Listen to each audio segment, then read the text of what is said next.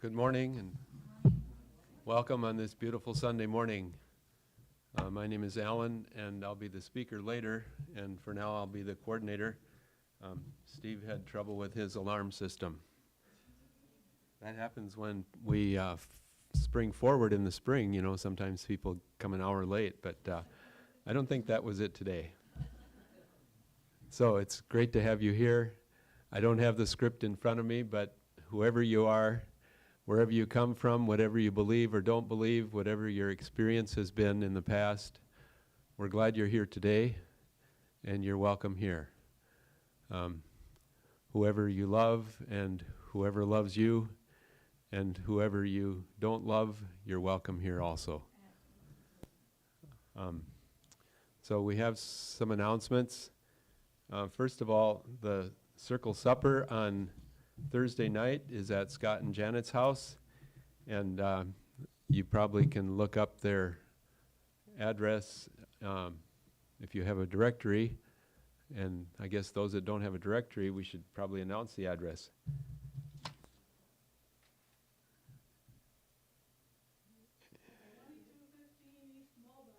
Thank you very much, Janet. We should have printed that. 2215, oh it is on the bottom of the announcement sheet. 2215 East Mulberry Street. It's up past Rice Street. And if you haven't seen Scott's amazing orchard and garden, you really should come just for that. And of course the food will be great too. So just to make sure this gets in front of everybody, I'm going to pass it around. I'll pass it on this side, and it can go all the way to the back and then pass forward on this side, please. And you can keep reading the other announcements. I do want to call attention to the Wimoon Circle. On Tuesday night, it's not here, it's at Good Earth State Park, and there's a number to call if you'd like to carpool. And Eric has an announcement too.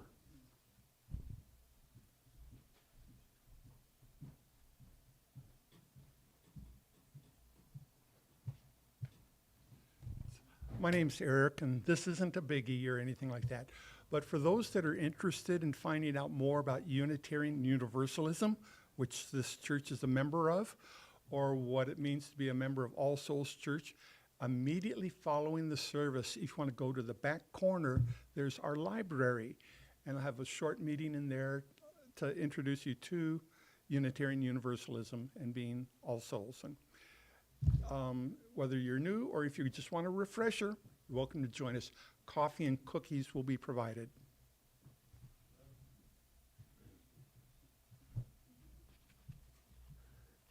And that opportunity will be repeated on Wednesday evening also, if you know somebody who might be interested in that. Any other announcements that need to be made? Okay, yes. Bailey. Yeah, please. We like to have everything amplified for the live stream and the recording. Hello, hello. I've returned. The last few times I've been here, I've talked about the mutual aid gathering, which is just where people in the community get together and chat. And there's a potluck style, so you can come in and you can just take a plate of food and leave if you don't feel social. Otherwise, there's going to be free things. Everything there is free. You can bring things that you don't use anymore, and you can take things that you need. And this time, because I remember things, I printed out a little flyer, and I put it next to the paperwork as you leave. And I will definitely remember to email Mr. Allan so that he can put it in the announcements next time.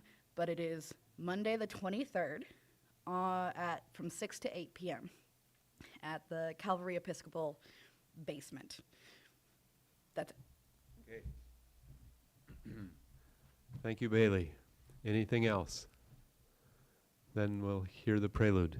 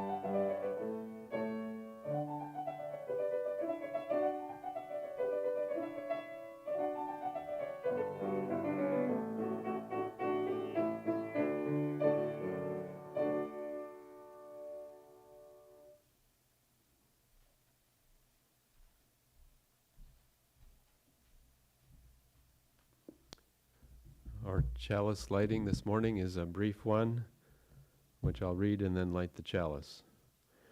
Life is a gift for which we are grateful.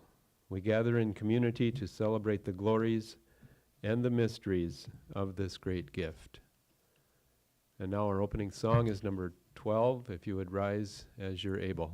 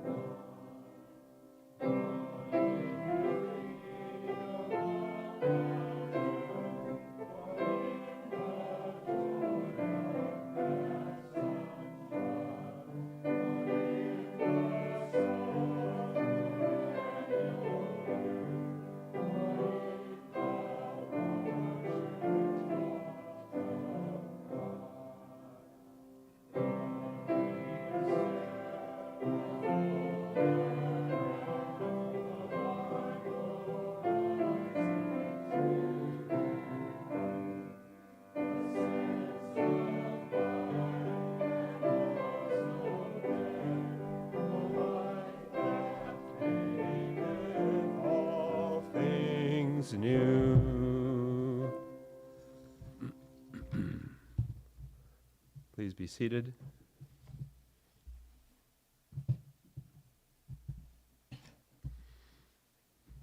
Our first reading this morning is number 501 in the back of the book.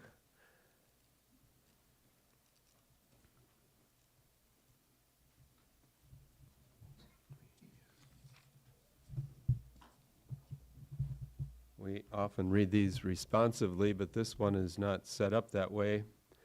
So I will read the first paragraph, and then it says we can name out loud people who are to be remembered.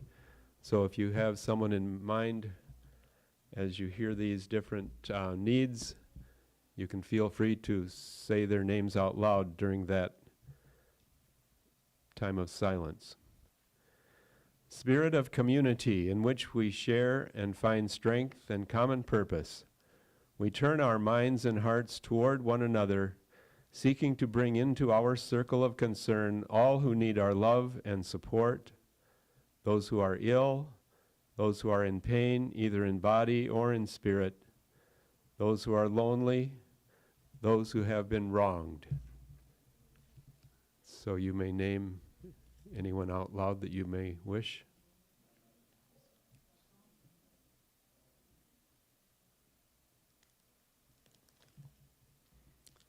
And now let's, I'll read the next one and then we'll finish reading the final one in unison. We are part of a web of life that makes us one with all humanity, one with all the universe. We are grateful for the miracle of consciousness we share, the consciousness that gives us the power to remember, to love, and to care. Thank you.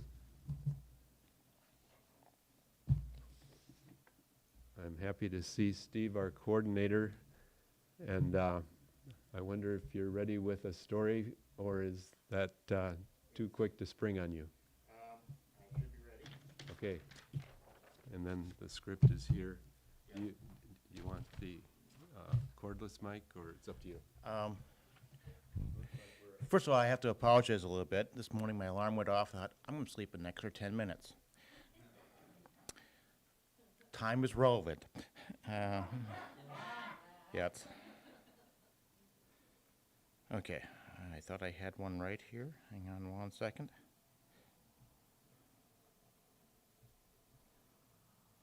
Do we have any kids with us today? Yes, all right, awesome. Come on up. Yes.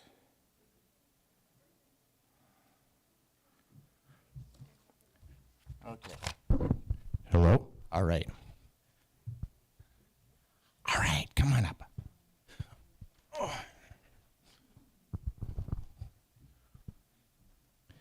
Yes. Hi, I'm Steve. Yes. And sorry, technical difficulties today. Yes. So, do you guys like stories? Me too. Okay. Yes. Yes. Once there was this lion. He was walking through the woods. Big, strong lion, right? And suddenly he saw this mouse. He thought, that mouse could be a nice little snack. Yet, but then, and the mouse said, you know what? Good lion. Yet, please don't eat me. Someday I can help you. The lion laughed and said, how could a little mouse like you help a big, strong lion like me? And the mouse said, I don't know, but I'm sure I could someday. So then the lion goes, you're funny. I'm not going to eat you. Yet, and he kept walking, and then he stepped on a really prickly branch. Ow! Yet, and he had a big thorn in his paw. He was like, ow, ow, ow, ow, ow, ow, ow, ow, ow, ow, ow. Big strong lion. Ow, ow, ow, ow, ow, ow, ow, ow. He couldn't get that thorn out. And he was crying. He was limping through the woods. And who does he come across? But the mouse whose life he spared. And the mouse said, Lion, what's wrong? And the big, strong lion said, oh, my paw hurts. And the mouse said, I can help you. And he wound up to the lion. And he crawled up on his paw. He pulled out that thorn. And then he gave the lion and a little kiss on it. Said, there you go, all better. And the lion said, thank you, my little friend. You did help me. Yes. Yeah. Yes. And the two of them became friends from that day on. Now, this is an old story. Yes. But the moral of the story, the point is, you should always be kind and always be helpful to other people, even if you don't think you're ever going to get anything back. Because who knows? Someday, you might, in unexpected ways. Thank you for coming up and listening to my story.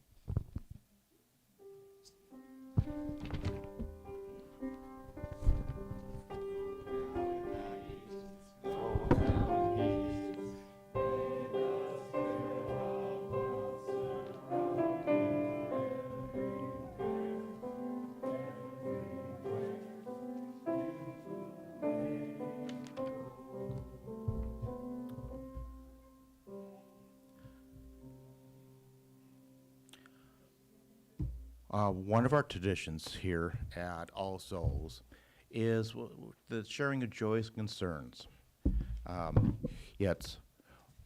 We take this time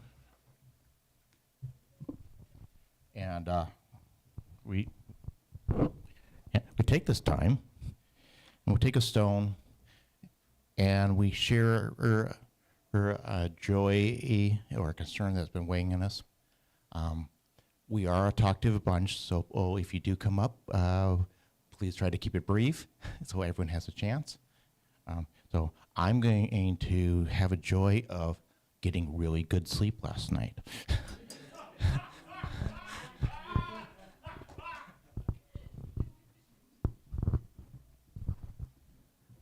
Good morning, I'm Kevin Kolb. It's good to be back here again today. I've been coming here for about 25 years or more. So anyway, couple things, a couple concerns, and actually a joy. I'm happy to see Chuck Taylor here this morning. He's had a little bit of had some bumpy roads with health lately, and didn't even think he was going to be here today. So I'm happy to see him here. My longtime friend Chad Garnes is recovering from bypass surgery. So let's see. So my concerns are with him, but also joy that he's doing well, all things considered. And finally, just a little announcement. I need to clean out my plant collection, so outside on the front bench, there's a number of succulents that are free for the taking. So here's for Chuck, and here's for Chad. And thank you.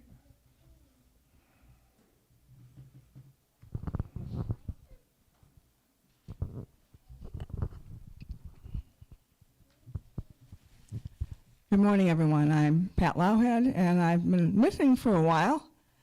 It's one of those things that happens as you get older. You get sick, and you don't go to the doctor because you're not quite sure what's wrong.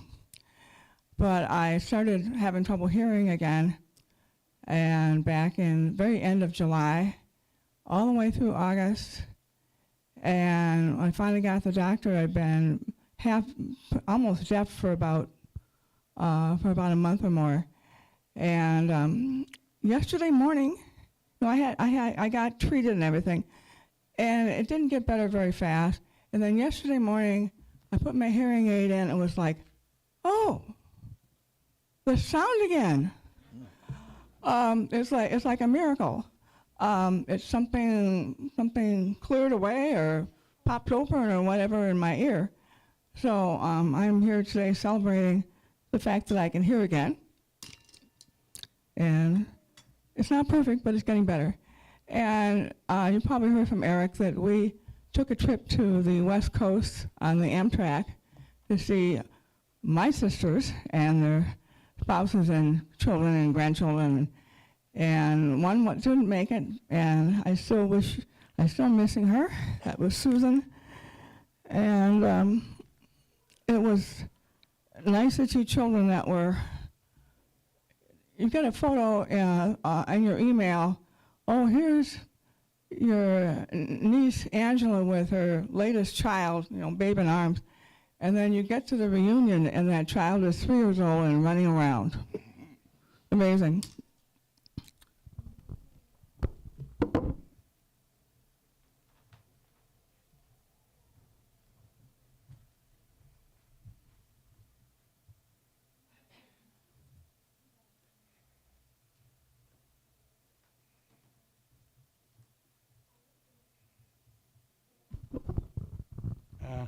I want to dedicate this to Mark Sanderson, who met with me one-on-one for months to teach me what Unitarian Universalism is all about. Many of you know Mark. I will tell you this about me. I'm a common, ordinary drunk. I'm not kidding, I am. But I have not had one drop of alcohol in over 37 years. Don't clap, don't say anything, just listen. I have found at this point in my life just exactly as the book that I follow, that I know a new peace. And I was in the hospital for 3 days this last week, and I insisted on coming home on Wednesday, as many of us would do, but I lost 5 pounds, and that's huge for me. coming down a little, and I was taught to augment my diet with protein because I was not getting enough. I was eating too much candy.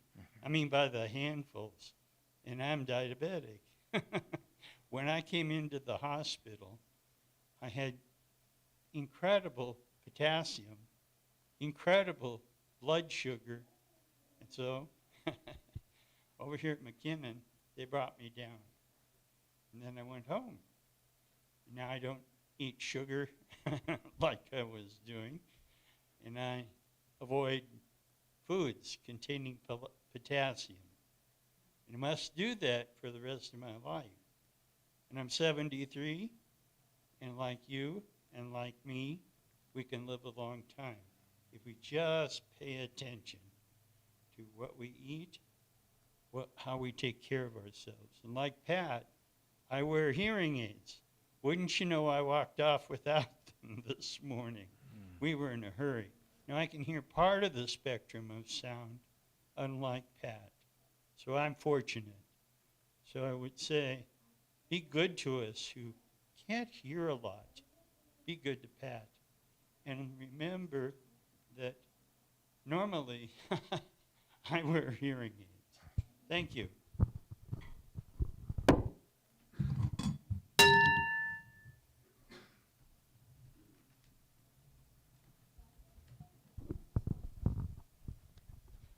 I'll put in a stone for my brother and his family who had a siege of bad luck. Well, my brother had knee replacement surgery, and that went fine, but it is a major surgery, but he's getting over it. Thankful for that. His name is Clifton. He works at Graco. And a few days later, his wife took a fall at the bowling alley and badly sprained her ankle, and so she was laid up for a while, but is recovering. And then last Sunday, their only son, who's 28 and lives at home, had some kind of a freak accident on a swing set at a church and had 5 breaks in 4 fingers. So it affects both hands, and so they're all wrapped up.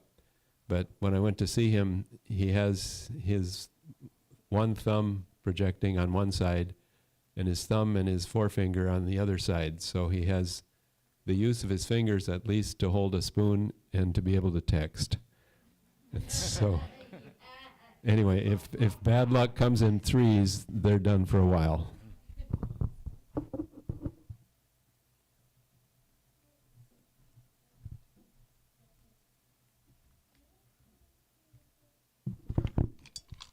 I'm going to put one more in for the joy that I was planning on talking about. Last weekend, me and my kids went to Naperville, Illinois, just outside of Chicago, and we surprised my aunt, who's turning 90 this week. She did not know we were coming, and we had a wonderful visit with her. Yes. And then I'm going to put a final stone in for all the unspoken joys and concerns. And then we're going to just take a moment to think about everyone's joys, concerns, as in one another. Thanks.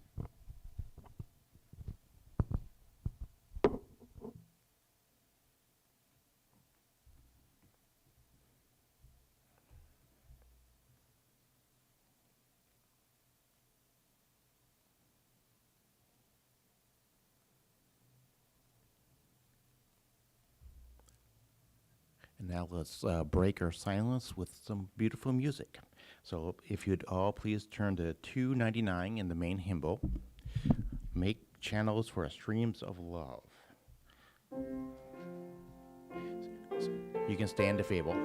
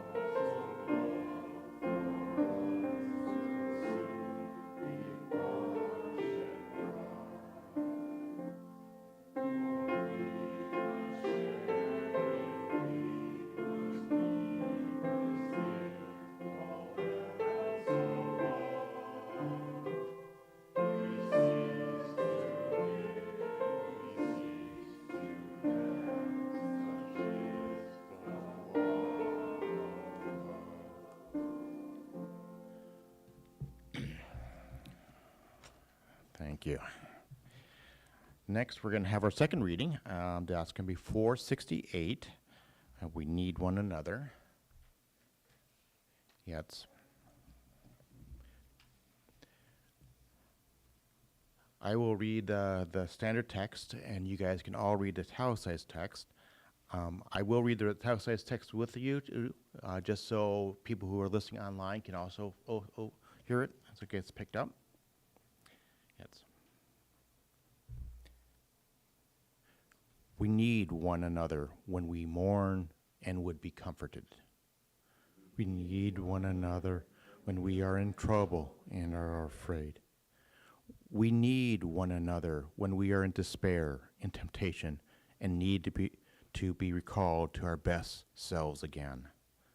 We need one another when we would accomplish some great purpose and cannot do it alone. We need one another in the hours of cess when we look for someone to share our trumpets. Heed one another in the hour of defeat, when encouragement we may endure and stand again. We need one another when we come to die and would have that gentle hand prepare us for the journey. All our lives we are in need, and others are in need of us. And now, Allan is going to enlighten us once again with his words of wisdom. No pressure.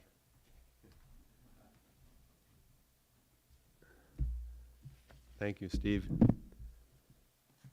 Well, it's a very serious or sober topic this morning, no pun intended. So I should start with something light. And so it seems that there was this Christian clergy person that was driving along and narrowly avoided an accident with someone who was driving intoxicated, and he swerved into the ditch in order to avoid the accident, and the other driver stopped and came and checked on him and said, "Are you okay?" And the clergy person said, "Yes, of course, I'm fine. The Lord is with me." And the other driver said, "Well, you better let him ride with me. If he stays with you, he might get killed." Okay, so it really isn't a laughing matter. But sometimes that's how we cope, right? So the subject of addiction is complicated, and I learned a lot reading a couple of chapters of this wonderful book by Gabor Mate, who's the author of In the Realm of Hungry Ghosts, in case anybody read that one a few years ago. That was totally about addiction.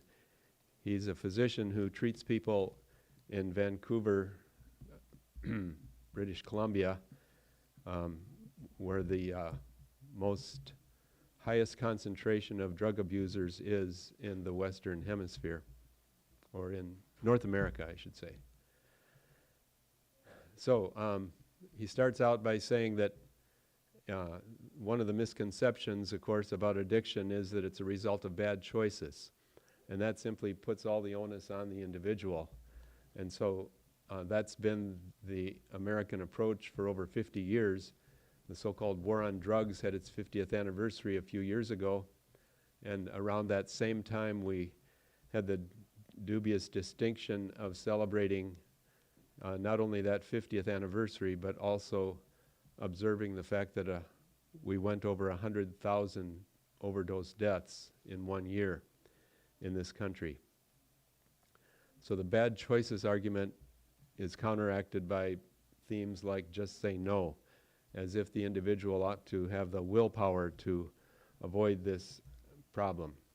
It puts all the responsibility on the heads of the individual user, and neglecting the fact that the brains inside of those heads are damaged and may have already been damaged at birth. We'll be saying more about that later. The disease concept is more humane, but also not complete. But for a long time, the American Medical Association and the Diagnostic and Statistics Manual has recognized alcoholism and other forms of addiction as a disease. And so that is, in fact, more humane, but it's also incomplete. And so it's better understood to think of addiction as a coping mechanism. And so Dr. Gabor has learned to ask his patients, what are the benefits of this habit? And then they would respond with things like, it makes it easier to connect socially. It gives me access to friends. It gives me a feeling of power and confidence. It's easier to communicate. I'm more relaxed. So in some ways, he observes that whether it's the alcohol or other drugs or prescription drugs, give a feeling of peace and quiet, at least for a while, the same kind of peace and quiet that's been sought for centuries in caves and monasteries, and more recently in high-priced retreat centers. That's another form of seeking peace and quiet. Keith Richards of the Rolling Stones, perhaps the best-known former heroin addict, writes in his autobiography about the inner restlessness, the feeling of being abnormal or feeling unworthy or feeling like you're not enough. Keith Richards writes, "It was a search for oblivion, the convolutions you go through just not to be you for a few hours." Dr. Mattei goes on to suggest that asking why the addiction is also the wrong question, and instead we need to ask why the pain. And often the answer is neglect or abuse earlier in life. He says that the three hallmarks of addiction are a short-term relief or pleasure, and therefore craving results. Second, long-term suffering for oneself or others. And third is the inability to stop. And so then he has this long, cumbersome definition of addiction: a complex psychological, emotional, physiological, neurobiological, social, and spiritual process. It manifests through any behavior which a person finds temporary relief or pleasure and therefore craves, but in the long term causes them or others negative consequences, yet the person is unable or unwilling to give it up. Well, when you think about it that broadly, then we'd almost have to say that maybe everybody is addicted at some level. So, for example, he says this definition is not restricted to drugs. The same drive that often applies to substances can activate any number of other behaviors, from compulsive sexual acting out to pornography, to being a shopaholic, to the internet, to gaming or gambling, binge eating, binge drinking, purging, extreme sports, relentless exercise, compulsive relationship seeking, psychedelics, and even meditation. So from that standpoint, who of us is immune? As you use, we avoid talking about original sin, but maybe there is in some sense such a thing as universal addiction. Maybe we're all addicted to something. And so I think of it as a continuum. And so on the far end, there's the hardcore addicts like Dr. Mattei sees in downtown East Side Vancouver. And then on the other extreme is the so-called positive addictions like exercise or work or making money or religion or a lifestyle depicted on the Real Housewives, and the list goes on. And so the issue is never why are you addicted, because he also observes that the vast majority of users, whether it's alcohol or other drugs or prescribed drugs, the vast majority don't become addicted.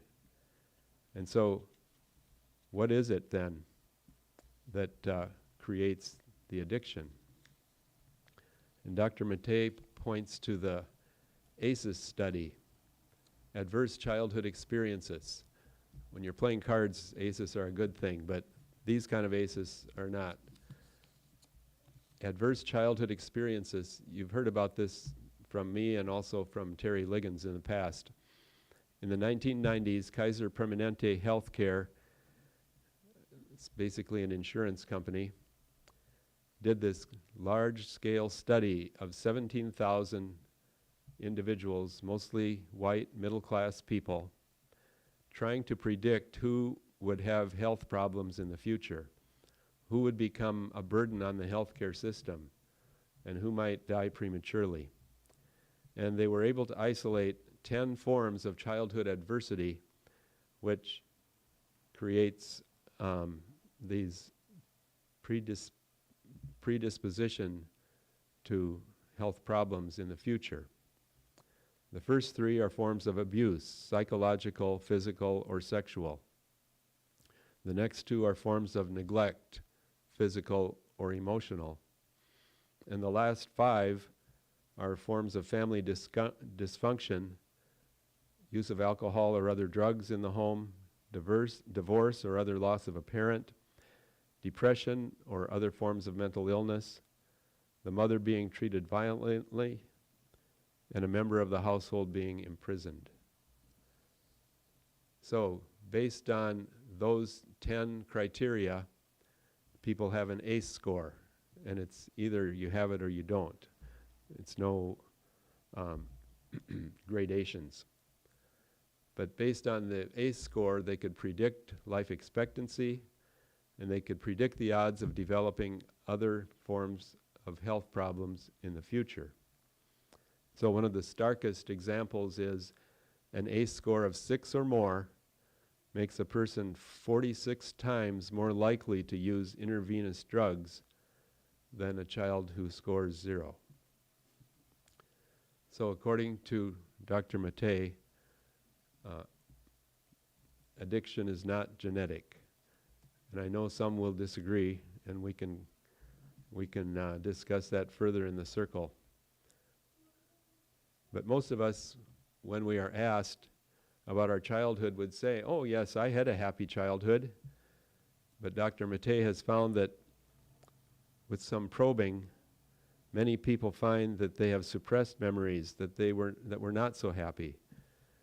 And that may have been a coping mechanism in many cases. And it may have worked just fine for a long time. But later that coping mechanism wears thin. As Barbara Streisand sang a long time ago, what's too painful to remember, we simply choose to forget. But just as war veterans who are reluctant to talk about their experiences when they return home initially, but later in life will start to open up. And so in earlier years we started hearing lots of stories about World War II, and now we're starting to hear more stories about the Vietnam era. People find the opportunity or the need to go back, and it's not just war veterans, but maybe a lot of us, to go back through some of our earlier experiences and memories and look at them in a different light and find a new perspective and discover things about ourselves that were there all along but were conveniently pushed back. And sometimes it's even beyond the conscious memory. Sometimes the brain damage was even in utero. So it's not just fetal alcohol syndrome, but also being exposed to shouting and conflict and loud voices or other forms of stress that a child in utero can experience that can make them uncomfortable in their own skin on the day that they're born. And so that's the old nature-nurture question. And so when it looks as though addiction is taking place in families and that it seems as though there must be a genetic component, but maybe in fact it is these very subtle environmental components that are actually causing it to be passed down from one generation to another in the family. In thinking about those 10 ACEs, I think emotional neglect is the ACE that incriminates nearly all of us.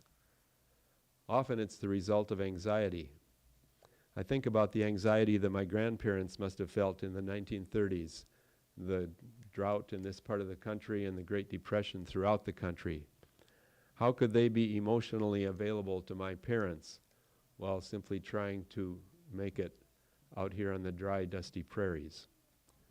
And then I think of the anxieties of the 1950s and 60s when fear of communism was rampant, and schools had signs showing that they would be safe places as bomb shelters because of the fear of atomic war. And you could think about others over the decades leading down to the anxieties of today: fear of school shootings, fear of forest fires and hurricanes, and other problems made worse by human-caused climate change. But in my mind, the greatest threat to emotional intimacy, leading to emotional neglect, are all of these electronic distractions. I've heard once that one of the most important moments in a family's life is how you greet one another when you come home. And so in a typical family, one spouse gets home first. And then when the next person comes home, how do they greet each other? Do they greet each other at or near the door? Do we make eye contact? Do we give a hug? Do we ask how their day went? And then this, of course, applies to children coming home from school as well. Or do we call from another room, "Don't bother me, I'm busy"?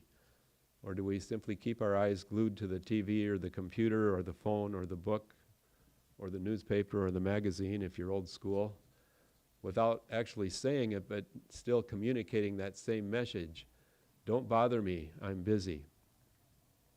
And I found myself doing this in my work at the group home during the summer when someone wanted my attention and I happened to be looking at something on my phone, and so I felt like it was so important to finish that particular task on my phone, or that particular text, or that particular thing that I was reading, and put them off, and as if to think that they're not that important.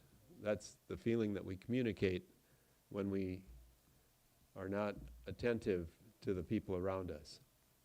Emotional neglect.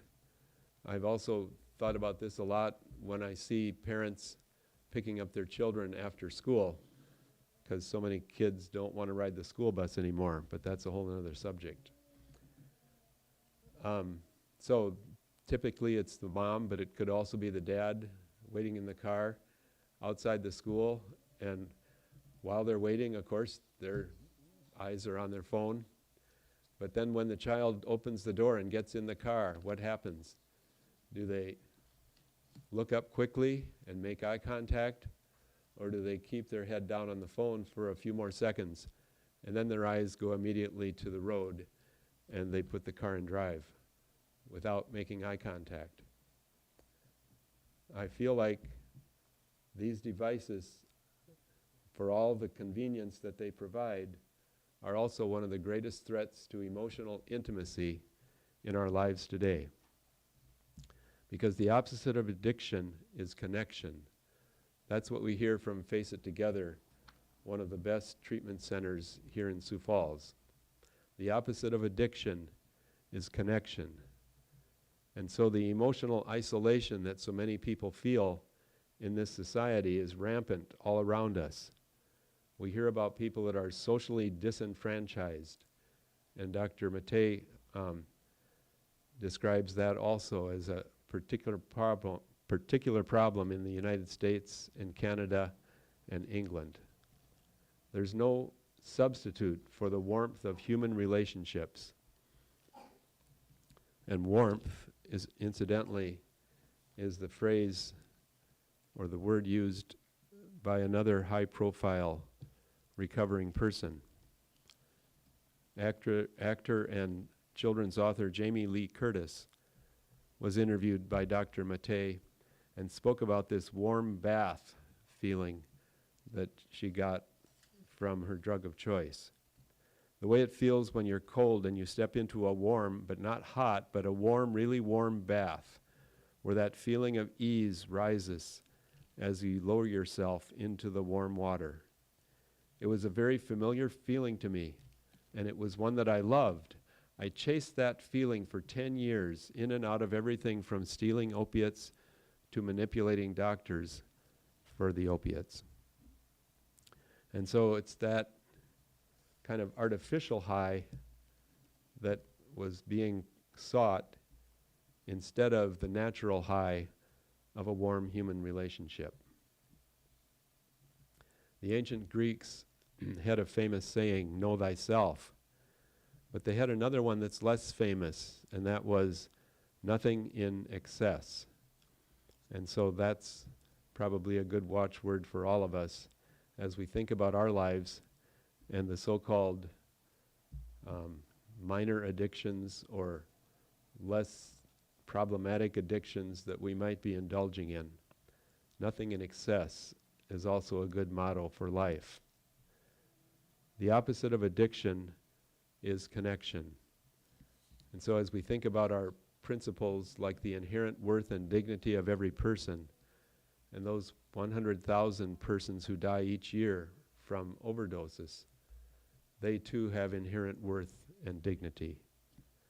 And as we think about our second principle, justice, equity, and compassion in human relations, may we find ways to show compassion to those who need it in our lives. The opposite of addiction is connection, and may we all find healthy connections throughout our lives. May it be so for us.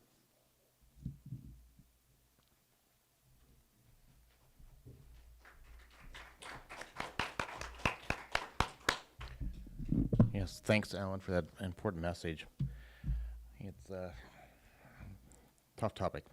I'm looking forward to the circle discussion afterwards. But now, we are going to come to the part of our service where we ask for some money because it takes money to run this place and keep the building up. But one of the cool things about All Souls is half of every collection on Sunday mornings we give to another cause, people that need it more than we do. And this week, we are giving it to the Rosebud community. Yes.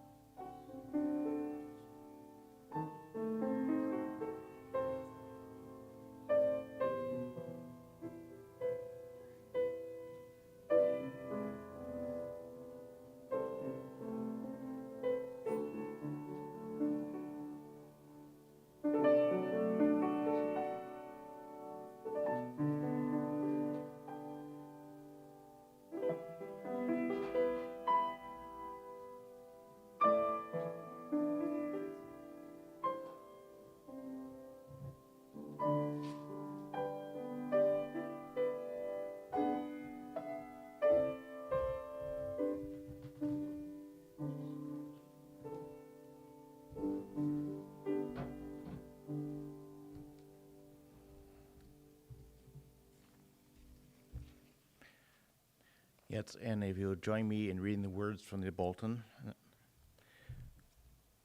We give these gifts freely. We receive these gifts gratefully.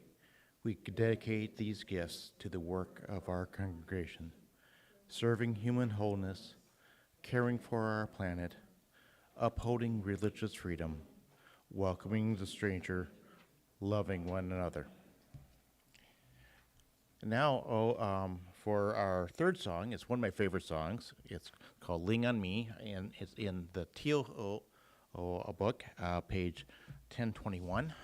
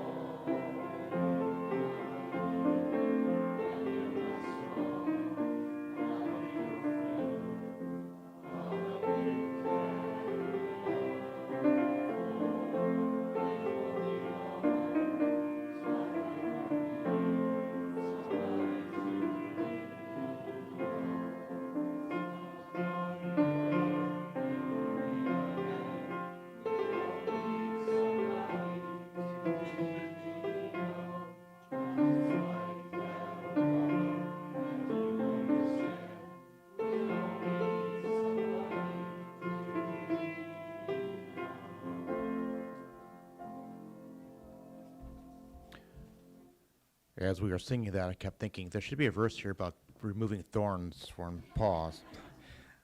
Yes. We're going to do our third reading now, and it's number 519. Yes, I'll give you a chance to look that up here. And again, I'll read the standard text, and we'll all read together the italicized text.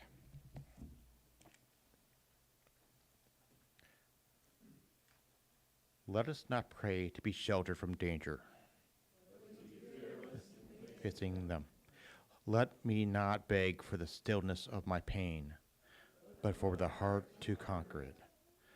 Let me not look for allies in life's battlefield, but to my own strength. Let me not crave in anxious fear to be saved, but hope for the patient to win my freedom. Grant me that I may not be a coward, feeling your mercy in my success alone, but let me find the grasp of your hand in my failure. Yep. I'll extinguish the candle. The chalice is extinguished, but the light goes out into the world. After our postlude, feel free to go downstairs for some coffee and cookies. And then afterwards, we will meet back here at 10 or 11:20 for our circle discussion.